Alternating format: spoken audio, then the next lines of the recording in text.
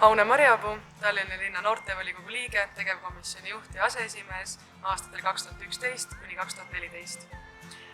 Noortevolikogu seni aja üks parimaid saavutusi on graffiti, kogu kunstivaldkond ning graffiti suures pildis kui Tallinnas.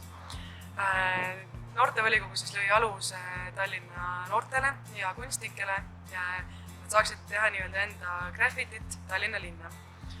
Kogu see protsess algas mitmeid aastaid varem.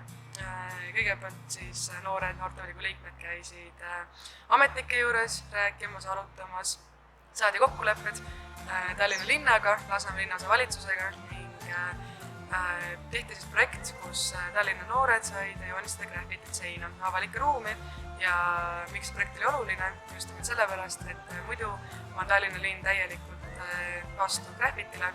Tallinnas valitseb graffiti suhtes nulltolerants, kuid selle projekti rahastajateks olid Tallinna linn koos Tallinna Spordi- ja Noorsooametiga ja muude väiksemate rahastajatega. Ideeks oli